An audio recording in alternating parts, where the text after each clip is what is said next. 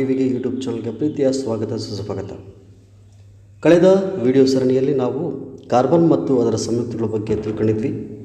ಈಗ ನಾವು ಧಾತುಗಳ ಆವರ್ತನೀಯ ವರ್ಗೀಕರಣ ಈ ಘಟಕಕ್ಕೆ ಸಂಬಂಧಪಟ್ಟಂತೆ ಬಹುಮುಖ್ಯ ಪ್ರಶ್ನೋತ್ತರಗಳ ಬಗ್ಗೆ ನಾವಿಂದು ಚರ್ಚೆ ಮಾಡೋಣ. ಮೊದಲನೆಯ ಪ್ರಶ್ನೆ, ಒಂದು ತ್ರಿವಳಿಯ 3 ಧಾತುಗಳನ್ನು ಅವುಗಳ ಪರಮಾಣು ರಾಶಿಯ ಏರಿಕೆ ಕ್ರಮದಲ್ಲಿ ಬರೆದಾಗ ಅವುಗಳಲ್ಲಿ ಮಧ್ಯಮ ಧಾತುವಿನ ಪರಮಾಣು ರಾಶಿ ಉಳಿದೆರಡು ಧಾತುಗಳ ಪರಮಾಣು ರಾಶಿಗಳ ಸರಿಸುಮಾರು ಸರಾಸರಿ ಎಂದು ತೋರಿಸಿಕೊಟ್ಟವರು ನ್ಯೂಲ್ಯಾಂಡ್, ಡೋಬರೈನರ್, ಮಾಸ್ಲೆ, ಮೆಂಡಲೀವ್. ಒಂದು ತ್ರಿವಳಿಯ 3 ಧಾತುಗಳನ್ನು ಪರಮಾಣು ರಾಶಿ ಏರಿಕೆ ಕ್ರಮದಲ್ಲಿ ಬರೆದಾಗ ಮಧ್ಯಮ ಧಾತುವಿನ ಪರಮಾಣು ರಾಶಿ ಉಳಿದೆರಡು ಧಾತುಗಳ ಪರಮಾಣು ರಾಶಿಗೆ ಸರಿಸುಮಾರಾಗಿರುತ್ತದೆ ಎಂದು ತೋರಿಸಿಕೊಟ್ಟವರು ಯಾರಪ್ಪ ಅಂದರೆ ಡೋಬರೈನರ್. ನ್ಯೂಲ್ಯಾಂಡ್ ಅಷ್ಟಕಗಳ ನಿಯಮ, ಡೋಬರೈನರ್ ತ್ರಿವಳಿಗಳ ನಿಯಮ, ಮೋಸ್ಲೆ ಆಧುನಿಕ ಆವರ್ತಕ ನಿಯಮ, ಮೆಂಡಲೀವ್ ಆವರ್ತಕ ನಿಯಮ. ಹೀಗಾಗಿ ತ್ರಿವಳಿ ಅಂತ ಬಂತು ಅಂದರೆ ಅದು ಡೋಬರೈನರ್ ಅಂತೇಳಿ. ಹೀಗಾಗಿ ಮೊದಲನೆಯ ಪ್ರಶ್ನೆಗೆ ಸರಿಯಾದಂತಹ ಉತ್ತರ ಡೋಬರೈನರ್. ಎರಡನೆಯ ಪ್ರಶ್ನೆ, ಈ ಕೆಳಗಿನ ಯಾವುದು ಡೋಬರೈನರ್ನ ತ್ರಿವಳಿ ಆಗಿರುವುದಿಲ್ಲ? ಈ ಕೆಳಗಿನ ಯಾವುದು ಡೋಬರೈನರ್ನ ತ್ರಿವಳಿ ಆಗಿರುವುದಿಲ್ಲ? Lithium, sodium, potassium, calcium, strontium, barium, chlorine, bromine, iodine, boron, carbon ಮತ್ತು ನೈಟ್ರೋಜನ್. ಈಗ ನಾವು ಇವುಗಳನ್ನ ನೋಡಿದಾಗ ಇಲ್ಲಿ A = B+C/2 ಈ ಸೂತ್ರವನ್ನು ಬಳಸಿ ನಾವು ಲೆಕ್ಕಗಳನ್ನ ಮಾಡಬೇಕಾಗುತ್ತೆ. ಉದಾಹರಣೆ ನೋಡೋದಾದರೆ ಲಿಥಿಯಂ, ಸೋಡಿಯಂ ಮತ್ತು ಪೊಟ್ಯಾಷಿಯಂ ಇವುಗಳಲ್ಲಿ ಪರಮಾಣು ರಾಶಿ ಲಿಥಿಯಮ್ದು 6.9, ಸೋಡಿಯಮ್ದು 23, ಪೊಟ್ಯಾಷಿಯಮ್ದು 39. ಹೀಗಾಗಿ 39 + 6.9 / 2 ಮಾಡಿದಾಗ 39 + 7 ಹೆಚ್ಚು ಕಡಿಮೆ 46, 46 / 2 ಅಂದರೆ 23 ಬಂತು. ಅದೇ ರೀತಿ ನಾವು ಕ್ಯಾಲ್ಸಿಯಂ, ಸ್ಟ್ರಾನ್ಸಿಯಂ, ಬೇರಿಯಂ ನೋಡಿದಾಗ 40.1, 87.6, 137.3 ಸೂತ್ರವನ್ನು ಬಳಸಿ ಮಾಡಿದ್ರೆ 87.6 ಬಂತು. ಅದೇ ಕ್ಲೋರಿನ್, ಬ್ರೋಮಿನ್, ಅಯೋಡಿನ್ ಮಾಡಿದಾಗ ಕ್ಲೋರಿನ್ 35.5, ಬ್ರೋಮಿನ್ 79.9, ಅಯೋಡಿನ್ 126.9. ಉಳಿದು ಯಾವುದಪ್ಪ ಅಂದರೆ ಬೋರಾನ್, ಕಾರ್ಬನ್ ಮತ್ತು ನೈಟ್ರೋಜನ್.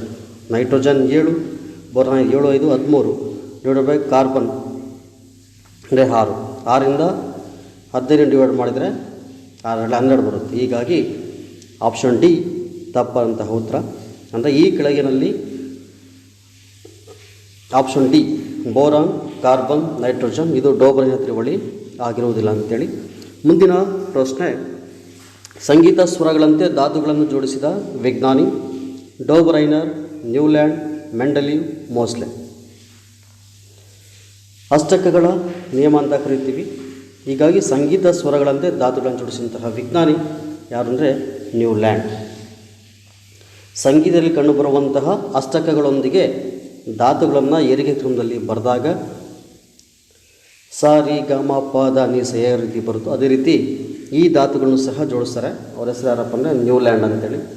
ಡೋಬರೈನರ್ ಬಂತು ಅಂದರೆ ತ್ರಿವಳಿಗಳ ನಿಯಮ, ನ್ಯೂಲ್ಯಾಂಡ್ ಬಂತು ಅಂದರೆ ಅಷ್ಟಕಗಳ ನಿಯಮ, ಮೆಂಡಲೀವ್ ಬಂತು ಅಂದರೆ ಆವರ್ತಕ ನಿಯಮ, ಮೋಸ್ಲೆ ಬಂತು ಆಧುನಿಕ ಆವರ್ತಕ ನಿಯಮ.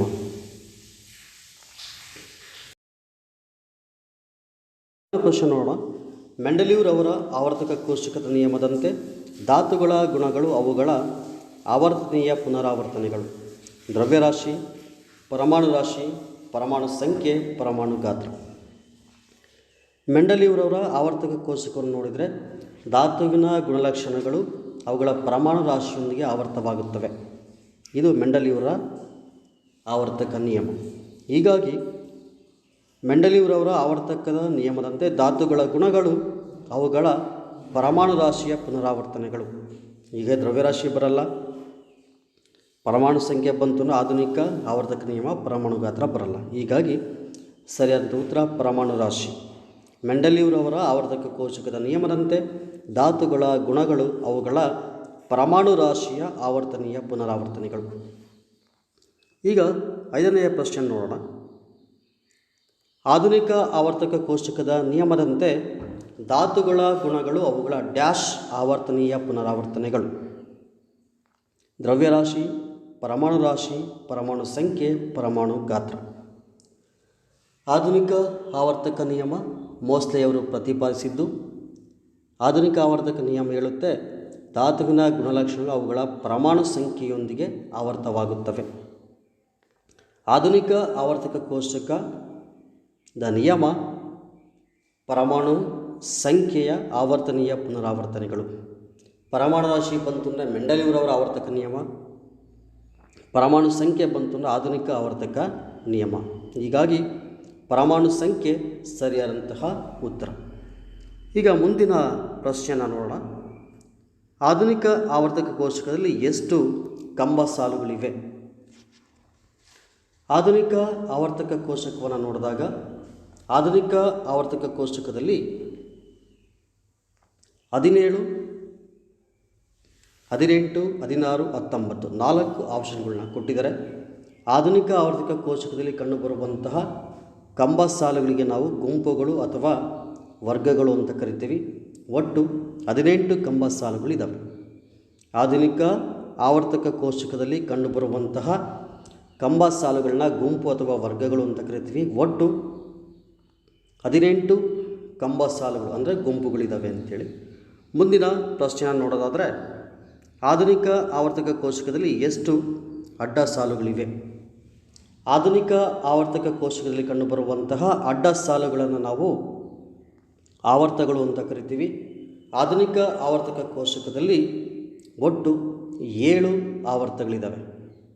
ಆಧುನಿಕ ಆವರ್ತಕ ಕೋಷ್ಟಕದಲ್ಲಿ ಕಂಡುಬರುವಂತಹ ಅಡ್ಡ ಸಾಲುಗಳನ್ನು ನಾವು ಆವರ್ತಗಳು ಅಂತ ಕರಿತೀವಿ. 7 ಆವರ್ತಗಳು ಆಧುನಿಕ ಆವರ್ತಕ ಕೋಷ್ಟಕಕ್ಕೆ ಕಂಡುಬರ್ತವೆ. ಮುಂದಿನ ಪ್ರಶ್ನೆಯನ್ನು ನೋಡೋದಾದರೆ ಆಧುನಿಕ ಆವರ್ತಕ ಕೋಷ್ಟಕದ ಕಂಬ ಸಾಲುಗಳನ್ನು ಹೀಗೆನ್ನುತ್ತಾರೆ. ಆಧುನಿಕ ಆವರ್ತಕ ಕೋಷ್ಟಕದಲ್ಲಿ ಕಂಡುಬರುವಂತಹ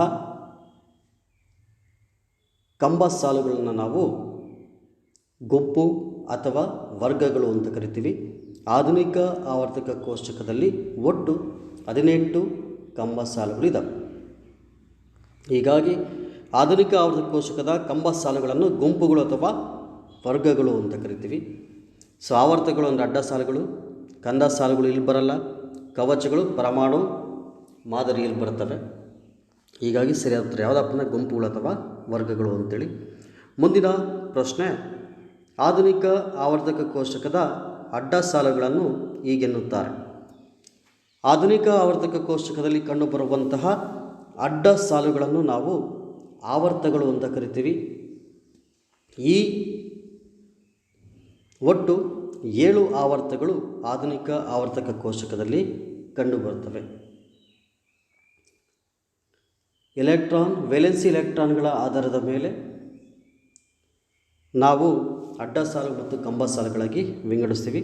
ಆಧುನಿಕ ಆವರ್ತಕ ಕೋಷ್ಟಕದ ಕಂಬ ಸಾಲುಗಳನ್ನು ಗುಂಪುಗಳು ಅಂತ ಕರಿತೀವಿ. ಆವರ್ತಕ ಕೋಷ್ಟಕದ ಅಡ್ಡ ಸಾಲುಗಳನ್ನು ನಾವು ಆವರ್ತಗಳು ಅಂತ ಕರಿತೀವಿ. ಆಧುನಿಕ ಆವರ್ತಕ ಕೋಷ್ಟಕದಲ್ಲಿ 18 ಕಂಬ ಸಾಲುಗಳು, 7 ಅಡ್ಡ ಸಾಲುಗಳು ಇದ್ದಾವೆ. ಮುಂದಿನ ಪ್ರಶ್ನೆ ಆಧುನಿಕ ಆವರ್ತಕ ಕೋಷ್ಟಕದಲ್ಲಿ ಗುಂಪುಗಳಲ್ಲಿ ಕೆಳಗೆ ಸಾಗಿದಂತೆ ಕವಚಗಳ ಸಂಖ್ಯೆ ಕಡಿಮೆಯಾಗುತ್ತದೆ, ಹೆಚ್ಚಾಗುತ್ತದೆ, ಹಾಗೇ ಇರುತ್ತದೆ, ಸಮಸಂಖ್ಯೆ ಆಗುತ್ತದೆ. ಆಧುನಿಕ ಆವರ್ತಕ ಕೋಷ್ಟಕದಲ್ಲಿ ಗುಂಪುಗಳಲ್ಲಿ ಕೆಳಗೆ ಸಾಗಿದಂತೆ ಕವಚಗಳ ಸಂಖ್ಯೆ ಏನಾಗುತ್ತೆ ಅಂತೇಳಿ ನಾವು ಆಧುನಿಕ ಆವರ್ತಕ ಕೋಷ್ಟಕದಲ್ಲಿ ಗುಂಪುಗಳಲ್ಲಿ ಕೆಳಗೆ ಸಾಗಿದಂತೆ ಏನಾಗುತ್ತಪ್ಪ ಅಂದರೆ ಪರಮಾಣು ಸಂಖ್ಯೆಯೂ ಸಹ ಜಾಸ್ತಿ ಆಗುತ್ತೆ. ಪರಮಾಣು ಸಂಖ್ಯೆ ಜಾಸ್ತಿ ಆಗೋದ್ರಿಂದ ಎಲೆಕ್ಟ್ರಾನ್ಗಳ ಸಂಖ್ಯೆ ಜಾಸ್ತಿ ಆಗುತ್ತೆ. ಎಲೆಕ್ಟ್ರಾನ್ ಸಂಖ್ಯೆ ಜಾಸ್ತಿ ಆಗೋದ್ರಿಂದ ಕವಚಗಳ ಸಂಖ್ಯೆಯೂ ಸಹ ಜಾಸ್ತಿ ಆಗುತ್ತೆ. ಹೀಗಾಗಿ ಆಧುನಿಕ ಆವರ್ತಕ ಕೋಷ್ಟಕದಲ್ಲಿ ಕೆಳಗೆ ಹೋದಂತೆ ಹೊಸ ಕವಚಗಳು ಸೇರ್ಪಡೆ ಆಗ್ತವೆ. ಆ ಹೊಸ ಕವಚಗಳು ಸೇರ್ಪಡೆ ಆಗೋದ್ರಿಂದ ಕವಚಗಳ ಸಂಖ್ಯೆ ಹೆಚ್ಚಾಗುತ್ತದೆ.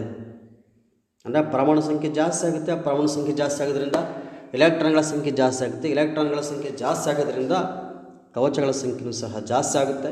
ಹೀಗಾಗಿ ಆಧುನಿಕ ಆವರ್ತಕ ಕೋಷ್ಟಕದಲ್ಲಿ ಗುಂಪುಗಳಲ್ಲಿ ಕೆಳಗೆ ಸಾಗಿದಂತೆ ಕವಚಗಳ ಸಂಖ್ಯೆ ಹೆಚ್ಚಾಗುತ್ತದೆ. ಇನ್ನು ಮುಂದಿನ ಪ್ರಶ್ನೆ, ಆಧುನಿಕ ಆವರ್ತಕ ಕೋಷ್ಟಕದಲ್ಲಿ ಪರಮಾಣು ಗಾತ್ರವು ಎಡದಿಂದ ಬಲಕ್ಕೆ ಸಾಗಿದಂತೆ ಕಡಿಮೆಯಾಗುತ್ತದೆ, ಹೆಚ್ಚಾಗುತ್ತದೆ, ಹಾಗೆ ಇರುತ್ತದೆ, ಸಮ ಪ್ರಮಾಣದಲ್ಲಿ ಇರುತ್ತದೆ. ಆಧುನಿಕ ಆವರ್ತಕ ಕೋಷ್ಟಕದಲ್ಲಿ ಪರಮಾಣು ಗಾತ್ರವು ಎಡದಿಂದ ಬಲಕ್ಕೆ ಸಾಗಿದಂತೆ ಒಂದು ಸ್ವತಂತ್ರ ಪರಮಾಣುವಿನ ಬೀಜ ಕೇಂದ್ರದಿಂದ ಅತ್ಯಂತ ಹೊರಕವಚದ ನಡುವಿನ ಅಂತರವನ್ನು ನಾವು ಪರಮಾಣು ಗಾತ್ರ ಅಂತ ಕರಿತೀವಿ. ಆವರ್ತದಲ್ಲಿ ಎಡದಿಂದ ಬಲಕ್ಕೆ ಸಾಗಿದಂತೆ ಪರಮಾಣು ತ್ರಿಜ್ಯ ಕಡಿಮೆಯಾಗುತ್ತೆ. ಇದಕ್ಕೆ ಕಾರಣ ಏನಪ್ಪ ಅಂದರೆ, ನ್ಯೂಕ್ಲಿಯಸ್ನ ಆವೇಶವು ಎಲೆಕ್ಟ್ರಾನ್ಗಳನ್ನ ನ್ಯೂಕ್ಲಿಯಸ್ನ ಹತ್ತಿರಕ್ಕೆ ಸೆಳೆಯುತ್ತೆ ಮತ್ತು ಪರಮಾಣು ಗಾತ್ರವನ್ನು ಕಡಿಮೆ ಮಾಡುತ್ತೆ. ಎಡದಿಂದ ಬಲಕ್ಕೆ ಸಾಗಿದಂತೆ ಕೇವಲ ಎಲೆಕ್ಟ್ರಾನ್ಗಳ ಸಂಖ್ಯೆ ಜಾಸ್ತಿ ಆಗುತ್ತೆ, ಆದರೆ ಕವಚಗಳ ಸಂಖ್ಯೆ ಅಷ್ಟೇ ಇರುತ್ತೆ. ಆ ಕಾರಣದಿಂದಾಗಿ ಆಧುನಿಕ ಆವರ್ತಕ ಕೋಷ್ಟಕದಲ್ಲಿ ಪರಮಾಣು ಗಾತ್ರವು ಎಡದಿಂದ ಬಲಕ್ಕೆ ಸಾಗಿದಂತೆ ಕಡಿಮೆಯಾಗುತ್ತದೆ ಸರಿಯಾದಂತಹ ಉತ್ತರ. ಈಗ ಮುಂದಿನ ಪ್ರಶ್ನೆಯನ್ನು ನೋಡೋಣ. ಆಧುನಿಕ ಆವರ್ತಕ ಕೋಷ್ಟಕದಲ್ಲಿ ಪರಮಾಣು ಗಾತ್ರವು ಮೇಲಿಂದ ಕೆಳಗೆ ಸಾಗಿದಂತೆ ಕಡಿಮೆಯಾಗುತ್ತದೆ, ಹೆಚ್ಚಾಗುತ್ತದೆ, ಹಾಗೆ ಇರುತ್ತದೆ, ಸಮ ಪ್ರಮಾಣದಲ್ಲಿ ಇರುತ್ತದೆ. ಆಧುನಿಕ ಆವರ್ತಕ ಕೋಷ್ಟಕದಲ್ಲಿ ಪರಮಾಣು ಗಾತ್ರವು ಮೇಲಿಂದ ಕೆಳಗೆ ಸಾಗಿದಂತೆ ಪರಮಾಣು ಗಾತ್ರ ಹೆಚ್ಚಾಗುತ್ತೆ. ಪರಮಾಣು ಗಾತ್ರ ಯಾಕೆ ಹೆಚ್ಚಾಗುತ್ತಪ್ಪ ಅಂದರೆ, ಕೆಳಗೆ ಹೋದಂತೆಲ್ಲ ಹೊಸ ಕವಚಗಳು ಸೇರ್ಪಡೆ ಆಗ್ತವೆ. ಇದು ಅತ್ಯಂತ ಹೊರಗಿರುವಂತಹ ಎಲೆಕ್ಟ್ರಾನ್ ಮತ್ತು ನ್ಯೂಕ್ಲಿಯಸ್ ನಡುವಿನ ಅಂತರವನ್ನು ಹೆಚ್ಚಿಸುತ್ತೆ. ಇದರಿಂದಾಗಿ ನ್ಯೂಕ್ಲಿಯಸ್ನ ಆವೇಶ ಹೆಚ್ಚಿದಂತೆ ಪರಮಾಣು ಗಾತ್ರ ಸಹ ಹೆಚ್ಚಾಗುತ್ತೆ.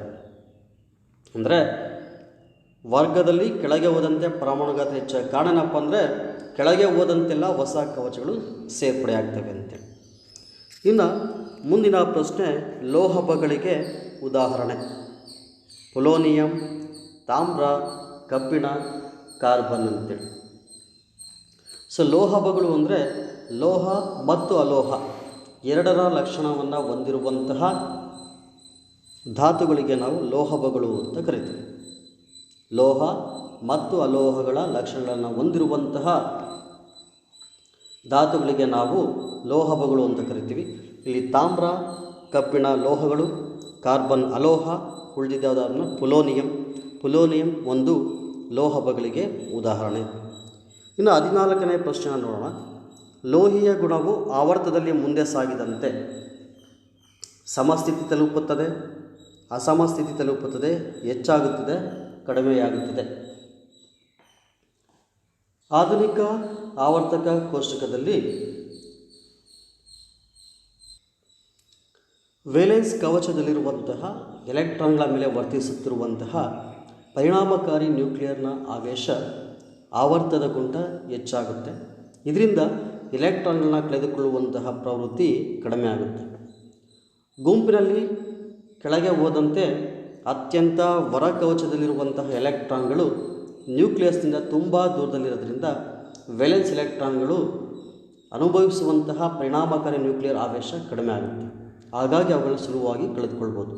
ಆದ್ದರಿಂದ ಲೋಹೀಯ ಗುಣ ಆವರ್ತದಲ್ಲಿ ಮುಂದೆ ಹೋದಂತೆಲ್ಲ ಕಡಿಮೆ ಆಗುತ್ತೆ, ಗುಂಪಿನಲ್ಲಿ ಹೋದಂತೆಲ್ಲ ಹೆಚ್ಚಾಗುತ್ತೆ. ಹೀಗಾಗಿ ಸರಿಯಾದ ಉತ್ತರ ಯಾವುದಪ್ಪ ಅಂದರೆ ಕಡಿಮೆಯಾಗುತ್ತದೆ. ಇನ್ನು 15ನೆಯ ಪ್ರಶ್ನೆ, ಎಕ್ಸ್ ಧಾತುವು XCl2 ಸೂತ್ರ ಹೊಂದಿರುವಂತಹ ಕ್ಲೋರೈಡನ್ನು ಉಂಟು ಮಾಡುತ್ತದೆ. ಇದೊಂದು ಉನ್ನತ ಕರಗುವ ಬಿಂದು ಹೊಂದಿದೆ. X ಹೆಚ್ಚಾಗಿ ಆವರ್ತಕ ಕೋಷ್ಟಕದಲ್ಲಿ ಈ ಧಾತುವಿನ ವರ್ಗಕ್ಕೆ ಸೇರಿದೆ. X ಎನ್ನುವಂತಹ ಧಾತು XCl2 ಸೂತ್ರ ಹೊಂದಿರುವಂತಹ ಕ್ಲೋರೈಡನ್ನು ಉಂಟು ಮಾಡುತ್ತದೆ. ಇದೊಂದು ಘನವಾಗಿದ್ದು ಉನ್ನತ ಕರಗುವ ಬಿಂದುವನ್ನು ಹೊಂದಿದೆ. X ಹೆಚ್ಚಾಗಿ ಆವರ್ತಕ ಕೋಷ್ಟಕದಲ್ಲಿ ಈ ಧಾತುವಿನ ವರ್ಗಕ್ಕೆ ಸೇರಿದೆ. ಆಪ್ಷನ್ ಸೋಡಿಯಂ, ಮೆಗ್ನೀಷಿಯಂ, ಅಲ್ಯೂಮಿನಿಯಂ ಮತ್ತು ಸಿಲಿಕಾನ್. ಇದನ್ನು ನೋಡಿದಾಗ XCl2 ಉನ್ನತ ಕರಗುವ ಬಿಂದುವನ್ನು ಹೊಂದಿದ್ದಾವೆ ಅಂದರೆ ಅವುಗಳು ಅಯಾನಿಕ್ ಸಂಯುಕ್ತಗಳು ಆಗಿರಬೇಕು. ಇಲ್ಲಿ ಕೊಟ್ಟಾಗ ಇದರಲ್ಲಿರುವಂತಹ ಸಿಲಿಕಾನ್ ಇದು ಒಂದು ಅಲೋಹ, ಸೊ ಅಲ್ಯೂಮಿನಿಯಂ ಅಯಾನಿಕ್ ಸಂಯುಕ್ತ ಆಗಲ್ಲ. ಸೋಡಿಯಂ ಮತ್ತು ಮೆಗ್ನೀಷಿಯಂಗಳು ಅಯಾನಿಕ್ ಸಂಯುಕ್ತಗಳಾಗ್ತವೆ. ಹೀಗಾಗಿ ಸೋಡಿಯಂ ಕ್ಲೋರಿನ್ ವರ್ತಿಸಿದಾಗ NaCl ಬರುತ್ತೆ, ಹಾಗಾಗಿ ಸೋಡಿಯಂ ಆಪ್ಷನ್ ಆಗಲ್ಲ. So MgCl2 magnesium chloride.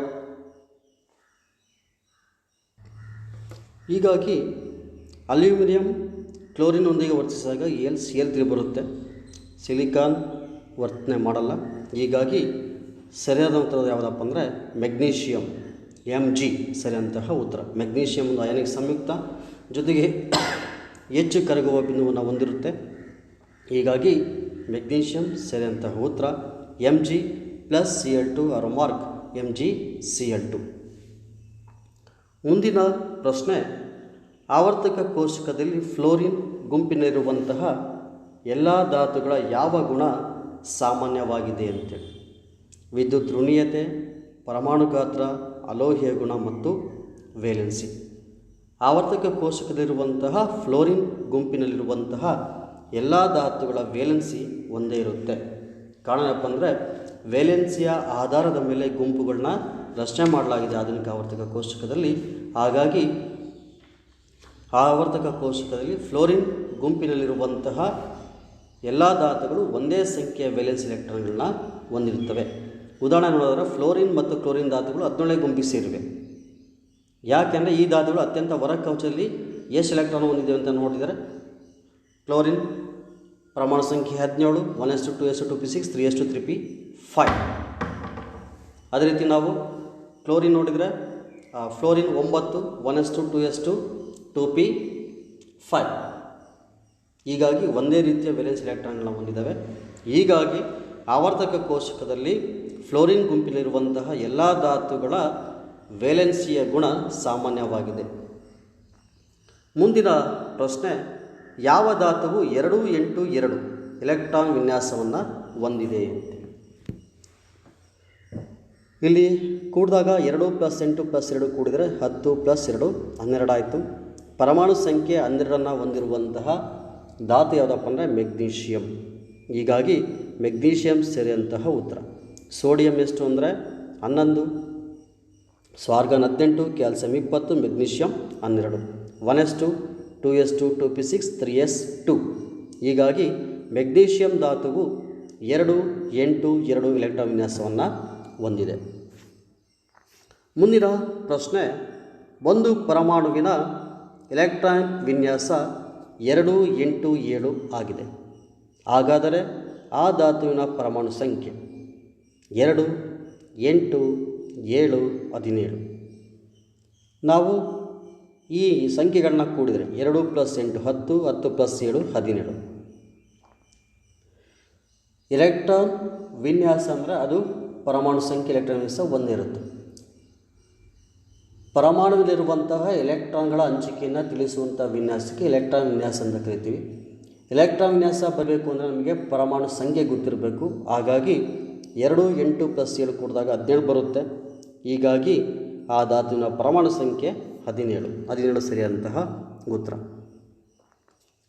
ಒಂದು ಪರಮಾಣುವಿನ ಎಲೆಕ್ಟ್ರಾನ್ ವಿನ್ಯಾಸ 2-8-7 ಆಗಿದೆ. ಹಾಗಾದರೆ ಆ ಧಾತುವಿನ ವೇಲೆನ್ಸಿ 2, 8, 7 ಅಂದರೆ 17 ಆಯಿತು. ಹಾಗಾದರೆ ಆ ಧಾತುವಿನ ವೇಲೆನ್ಸಿ ನೋಡಿದಾಗ ಕ್ಲೋರಿನ್ ಅಷ್ಟಕ ವಿನ್ಯಾಸವನ್ನು ಹೊಂದಬೇಕು ಅಂದರೆ ಅದಕ್ಕೆ ಒಂದು ಎಲೆಕ್ಟ್ರಾನ್ನ ಕೊರತೆ ಇರುತ್ತೆ. 1s2 2s2 2p6 3s2 3p5. ಅದು 3p6 ಆಯಿತು ಅಂದರೆ ಅದು ಅಷ್ಟಕ ವಿನ್ಯಾಸವನ್ನು ಹೊಂದುತ್ತೆ. ಹೀಗಾಗಿ ಅದಕ್ಕೆ ಒಂದು ಎಲೆಕ್ಟ್ರಾನ್ನ ಕೊರತೆ ಇರುತ್ತೆ. ಹೀಗಾಗಿ ಅದು ಒಂದು ಎಲೆಕ್ಟ್ರಾನ್ನ ಕೊರತೆಯನ್ನು ನೀಗಿಸಬೇಕು ಅಂತ ಹೇಳಿ ಅದು ಸೋಡಿಯಂ ಅಥವಾ ಅಯಾನಿಕ್ ಸಂಯುಕ್ತವನ್ನು ವರ್ತನೆ ಮಾಡುತ್ತೆ.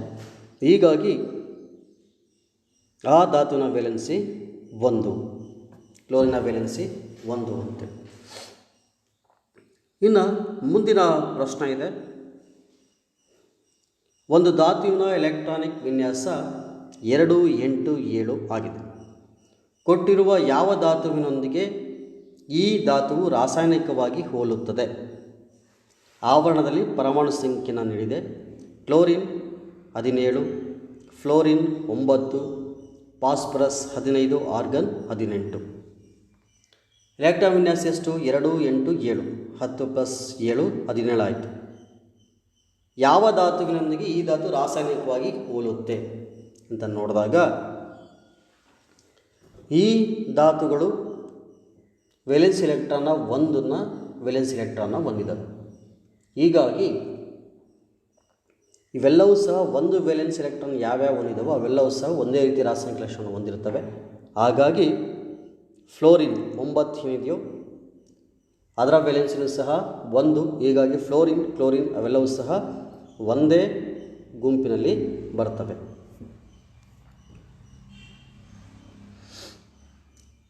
ಎ ಬಿ ಸಿ ಡಿ ಮತ್ತು ಎಫ್ ಧಾತುಗಳ ಪರಮಾಣು ಸಂಖ್ಯೆಗಳು ಕ್ರಮವಾಗಿ 2 3 7 10 ಮತ್ತು 12 ಆಗಿವೆ. ಇವುಗಳಲ್ಲಿ ಒಂದೇ ಆವರ್ತಕ್ಕೆ ಸೇರುವಂತಹ ಧಾತುಗಳು ಪರಮಾಣು ಸಂಖ್ಯೆಗಳು 2, ಪರಮಾಣು ಸಂಖ್ಯೆ 3, ಪರಮಾಣು ಸಂಖ್ಯೆ 2 ಹೊಂದಿರೋದು ಯಾವುದಪ್ಪ ಅಂದರೆ ಹೀಲಿಯಂ, ಪರಮಾಣು ಸಂಖ್ಯೆ 3 ಹೊಂದಿರೋದು ಲೀಥಿಯಂ, ಪರಮಾಣು ಸಂಖ್ಯೆ 7 ಹೊಂದಿರೋದು ನೈಟ್ರೋಜನ್, ಪರಮಾಣು ಸಂಖ್ಯೆ 10 ಹೊಂದಿರೋದು ನಿಯಾನ್, ಪರಮಾಣು ಸಂಖ್ಯೆ 12 ಅಂದರೆ ಮೆಗ್ನೀಷಿಯಂ. ಇವುಗಳನ್ನ ನೋಡಿದಾಗ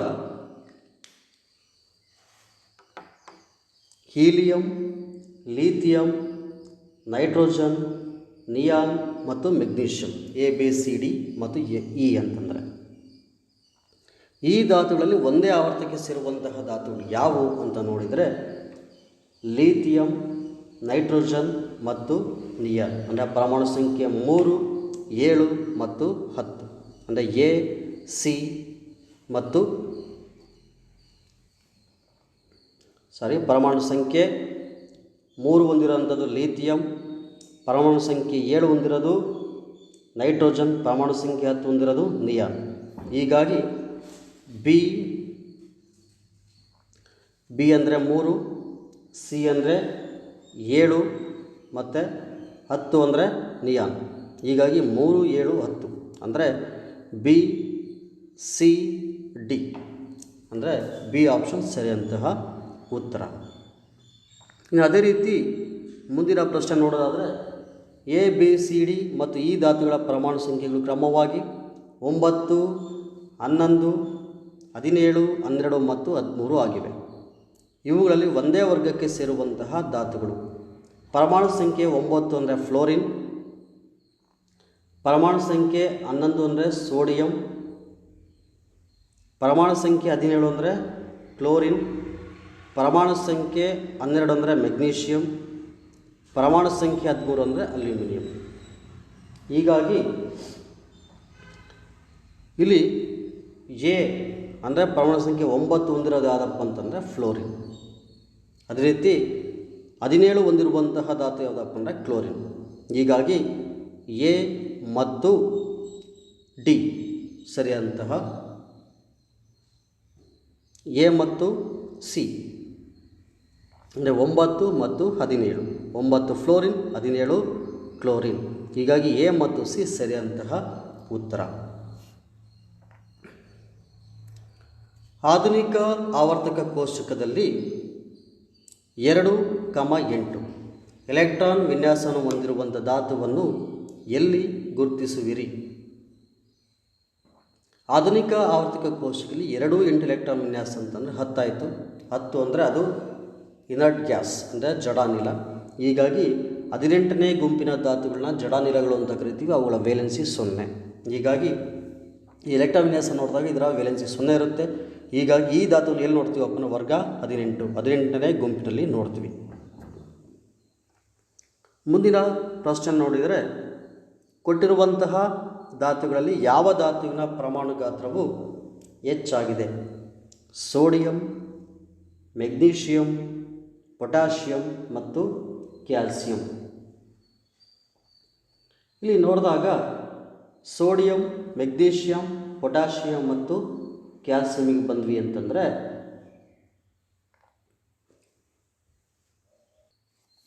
ಆವರ್ತಕ ಕೋಷ್ಟಕದಲ್ಲಿ ಪರಮಾಣು ಗಾತ್ರವು ಗುಂಪಿನಲ್ಲಿ ಅಂದರೆ ಕೆಳಗಿಂದ ಕೆಳಗೆ ಹೋದಂತೆಲ್ಲ ಹೆಚ್ಚಾಗುತ್ತೆ. ಹೀಗಾಗಿ ಸೋಡಿಯಂ ಕೆಳಗಡೆ ಪೊಟ್ಯಾಷಿಯಂ ಬರುತ್ತೆ. ಹೀಗಾಗಿ ಪೊಟ್ಯಾಷಿಯಂ ಸರಿಯಂತಹ ಉತ್ತರ ಅಂದರೆ ಕೆ. ಆವರ್ತಕ ಕೋಷ್ಟಕದಲ್ಲಿ ಕೆಳಗೆ ಹೋದಂತೆಲ್ಲ ಕವಚಗಳ ಸಂಖ್ಯೆ ಜಾಸ್ತಿ ಆಗೋದ್ರಿಂದ ಪರಮಾಣು ಗಾತ್ರ ಹೆಚ್ಚಾಗುತ್ತೆ. ಹೀಗಾಗಿ ಪೊಟ್ಯಾಷಿಯಂ ಸರಿಯಂತಹ ಉತ್ತರ. ಈ ಕೊಟ್ಟಿರುವಂತಹ ಧಾತುಗಳಲ್ಲಿ ಯಾವ ಧಾತುವು ಸುಲಭವಾಗಿ ಎಲೆಕ್ಟ್ರಾನ್ಗಳನ್ನು ಕಳೆದುಕೊಳ್ಳುವುದಿಲ್ಲ? ಸೋಡಿಯಂ, ಫ್ಲೋರಿನ್, ಮೆಗ್ನೀಷಿಯಂ ಮತ್ತು ಅಲ್ಯೂಮಿನಿಯಂ. ಇಲ್ಲಿ ಸೋಡಿಯಂ, ಮೆಗ್ನೀಷಿಯಂ, ಅಲ್ಯೂಮಿನಿಯಂ ಇವೆಲ್ಲವೂ ಸಹ ವಿದ್ಯುತ್ ಧನೀಯ ಪರಮಾಣುಗಳು, ಅಂದರೆ ತಮ್ಮಲ್ಲಿರುವಂಥ ಎಲೆಕ್ಟ್ರಾನ್ನ ಬಿಟ್ಕೊಡ್ತವೆ. ಆದರೆ ಫ್ಲೋರಿನ್ ವಿದ್ಯುತ್ ಋಣೀಯ ಪರಮಾಣು. ಹೀಗಾಗಿ ಫ್ಲೋರಿನ್ ಸರಿಯಾದ ಉತ್ತರ. ಫ್ಲೋರಿನ್ ಧಾತು ಸುಲಭವಾಗಿ ಎಲೆಕ್ಟ್ರಾನ್ನ ಕಳೆದುಕೊಳ್ಳುವುದಿಲ್ಲ. ಎಲ್ಲರಿಗೂ ಧನ್ಯವಾದಗಳು. ಮುಂದಿನ ವಿಡಿಯೋ ಅವತರಣಿಕೆಯಲ್ಲಿ 6ನೇ ಘಟಕದ ಬಗ್ಗೆ ನಾವು ಚರ್ಚೆ ಮಾಡೋಣ. ಎಲ್ರಿಗೂ ಧನ್ಯವಾದಗಳು.